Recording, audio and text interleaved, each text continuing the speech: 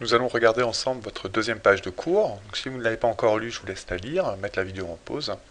Puis nous allons en parler. Donc, tout d'abord, une deuxième vision du produit scalaire, issu des propriétés que l'on a vues dans la page 1, c'est l'idée de projeter orthogonal. Alors, ici, pour calculer le produit scalaire de AB par AC, on peut projeter orthogonalement le point C sur la droite AB, on obtient le point H, et le produit scalaire de AB fois AC, ça revient au produit scalaire de AB fois H. Alors regardons ça de façon dynamique, ce que ça représente. Donc ici, on a le produit scalaire de U par V, AB par AC, calculé par GeoGebra, qui vaut dans ce cas-là 6. Eh bien, si je modifie le point C ici sur une droite perpendiculaire à la droite AB, regardez ici, le produit scalaire ne varie pas, vaut toujours 6, un petit peu partout. J'essaie de rester droit. Ici aussi, il vaut 6, ici aussi, il vaut 6, etc. Donc en fait, cette projection orthogonale du point C sur la droite AB va nous permettre d'avoir une autre vision du produit scalaire, et c'est ce qui est dans votre cours, ici, qu'on revient dessus. Le produit scalaire de AB par AC, il revient au produit scalaire de AB par H. Pourquoi? Je l'ai marqué là, ici.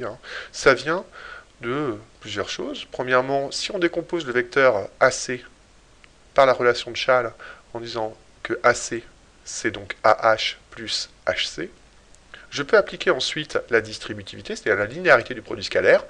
AB multiplié par AH plus HC, ça revient à AB produit scalaire par AH plus AB, le produit scalaire par HC.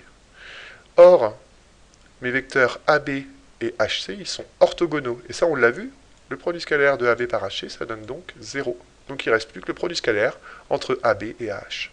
Donc c'est pourquoi ici, on a cette notion de projeté orthogonal qui arrive dans la vision du produit scalaire. Attention aussi, si mes vecteurs AB et AH sont de sens contraire, on obtient un produit scalaire ici qui va être négatif. Donc attention aux angles, on rappelle, pour un angle obtus, le produit scalaire va être négatif entre mes deux vecteurs. Vous avez ensuite des remarques, je vous laisserai vous y retrouver un petit peu dans ces notations. Et puis tout de suite, une autre expression. Alors cette expression, qui est cette fois du calcul produit scalaire, qui est liée aux normes des vecteurs. Elle est un petit peu compliquée à retenir, elle n'est pas forcément très très utilisée, mais elle va avoir une conséquence assez importante, c'est la propriété d'Al-Kashi.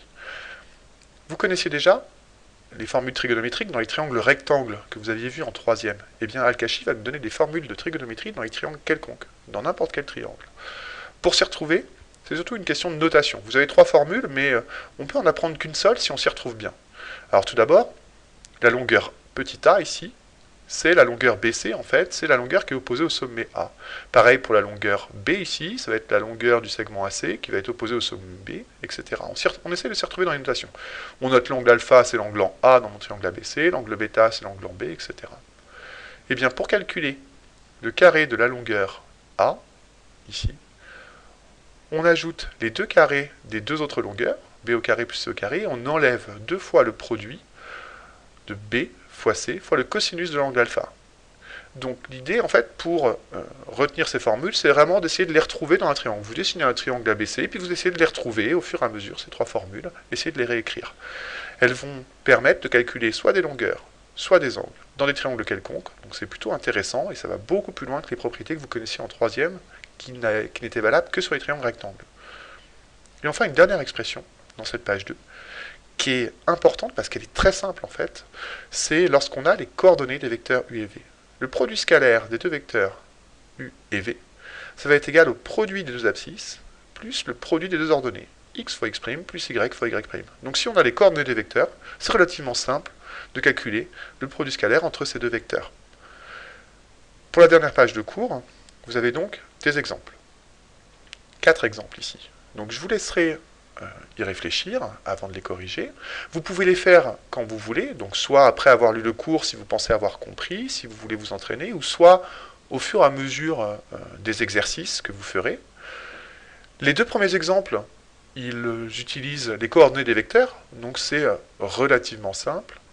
L'exemple 3 et l'exemple 4 sont un petit peu plus compliqués à mettre en place, mais il s'agit aussi de s'y retrouver dans les propriétés du cours. Donc je vous laisserai regarder ça, vous aurez la correction de ces exemples en PDF, et bon courage.